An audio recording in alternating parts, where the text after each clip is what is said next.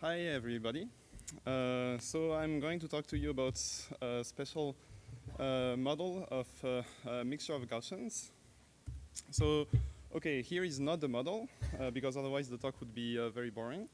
So, but okay, imagine when you have n observations that are theta, some vector theta, plus Gaussian noise, and say, so theta is unknown, but the noise, which is not observed, of course, but is Gaussian and has identity covariance metrics. Then, of course, it's very easy to estimate theta. Just take the sample average of your observations yi's.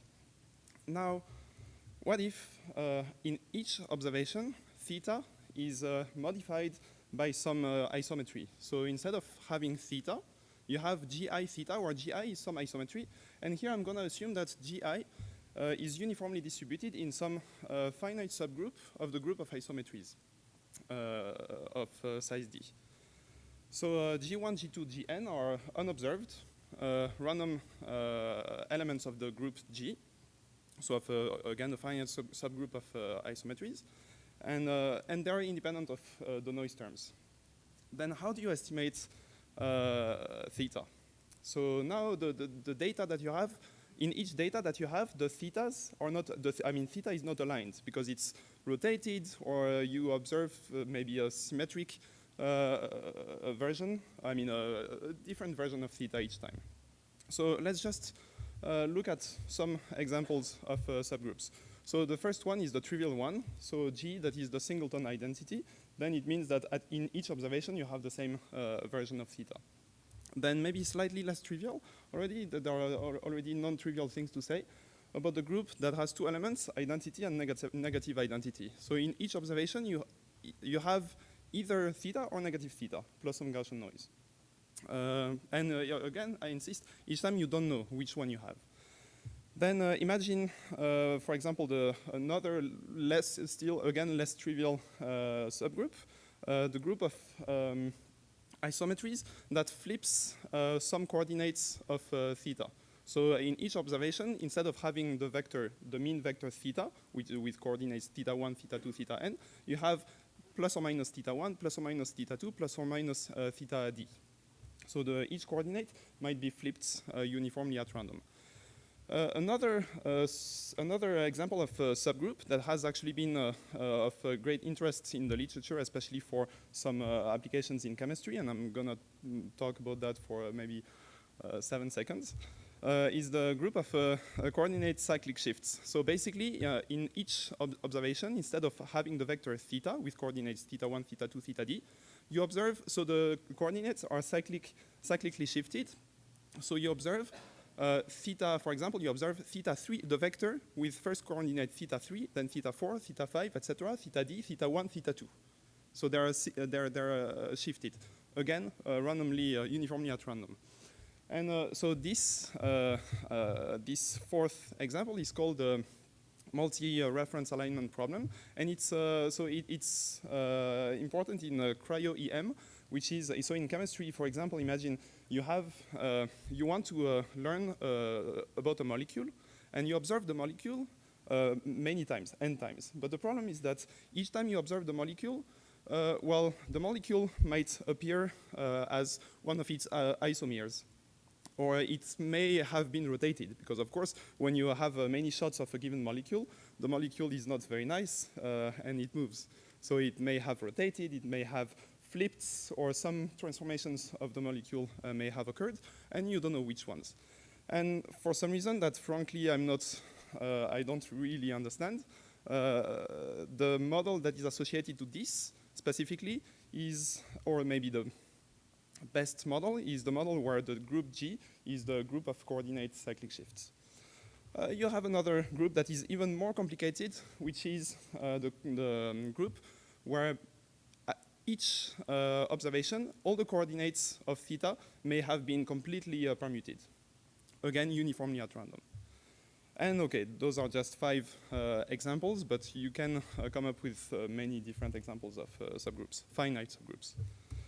So, okay, actually, what is there to estimate? Because in what I just said, theta is not identifiable, right? Because okay, if p theta is the distribution of your of each observation, so the distribution of y1, then okay, first of all, and hence the title of the talk, p theta is a mixture of Gaussians with centers that are given by all the possible transformations of theta, transformations by the action of the group G. So, but the problem is that p theta is the same as p sub g theta for any g in the group. And actually, theta is only identifiable up to the action of the group G. So first of all, when you want to estimate theta, the way you will measure the accuracy of an estimator has to take this lack of identifiability into account. So for example, here, what I consider to measure the error is the distance, the L2 distance, the Euclidean distance between, so if you have an estimator theta hat, between theta and the version of theta hat that is best aligned with theta. So this is what I call the row of theta hat and theta, where theta hat is an estimator. So, okay, when I say that theta is only identifiable up to the action of the group, so for the trivial group, of course, theta is completely identifiable. And for the group with two elements, where theta, you may have theta or negative theta in each observation, then you can only estimate the norm and the direction of the vector theta. Then for the sign flips, you can only estimate the absolute values of the coordinates of theta. Then, okay, for let's say for the last example, the coordinate permutations, when all the coordinates of theta may have been completely permuted uniformly at random, then you can only estimate the multiset of coordinates with absolutely no order, but of course by keeping track of the repetitions in the coordinates. All right, so what I considered in this work is the maximum likelihood estimator, which is given by this horrible formula. And of course, frankly, I have no idea how to compute it. And that was not the goal of the paper. What I wanted to understand was the theoretical guarantees, the statistical guarantees of this estimator. So in most papers in this literature, people assume that theta has no symmetry, and that in that case, it would mean that all the centers of this mixture of Gaussians are separated. So it means that g theta is not equal to theta as soon as g is not the identity of the group. Okay, so I will just give you the result straight ahead. So take H, the subgroup of G that stabilizes theta. So the subgroup of all G's such that G theta is equal to theta. So I'm not necessarily assuming that the centers of the mixture are separated. And take H bar, that is the average of the isometries in the subgroup H. So it happens that, and this is quite simple, this is an orthogonal projection on the set of all vectors that have the same symmetries as theta, which is the vectors of all t's, such that gt is equal to t for all g in H. Then the theorem says that, so theta has any vector can be written as, has two components. One component that is in the range of that orthogonal projection. Sorry, that was, where was it? That was here, so H bar. So you can decompose any vector as a component that is in the range of this orthogonal projection and a component that is in the null space of that projection. And the theorem is that the part of theta that is in the range of H bar, you can estimate it at the usual parametric rate, which is, so here I took a square, so it's 1 over n. And for the other components, you can only estimate it as a slower rate, which is here n to the negative 1/2. And maybe surprisingly, you never get any rate that is worse than that. No matter the complexity of the group, you always get either 1 over square root 1 over n or 1 over square root of n for the estimation of the two different components of theta. And by the way, you get a fully parametric rate, which is the first one, if and only if H bar is the identity matrix, which means that H, the subgroup of stabilizers of theta, is just the trivial subgroup, meaning that theta has no symmetries with respect to G, meaning that G theta is never equal to theta when G is not the identity of the group G. All right, so just to finish with those examples, that will just be 20 seconds. So for the trivial group, of course, H bar is the identity matrix. So I mean, everything is fully parametric, and you get the usual, the standard parametric rate. For the group with two elements, you get the fully parametric rate unless theta is equal to 0. And in that case, if theta is equal to 0, then this means that g theta is equal to theta for some non-trivial g, which is negative identity. Then you get the slow rate. And maybe for the, the third example, and then I'll stop here, you get the fully parametric rate if all the coordinates of theta are non-zero.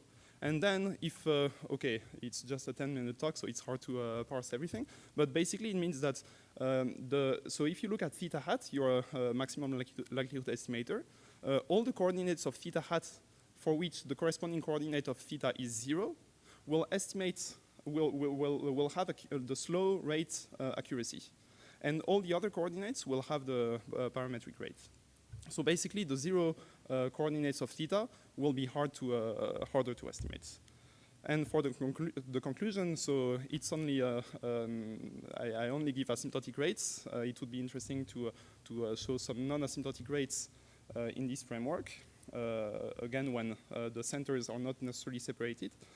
And what are the constants that are hidden in those big OP? And what about not finite subgroups? So come to talk about all of this at the poster session. Thank you.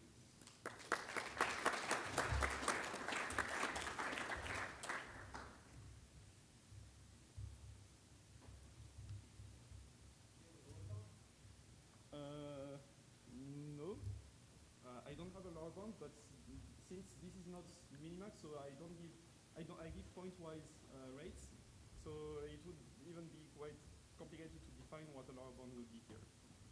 But at least there are some minimax lower bounds. Can you take the questions to the poster?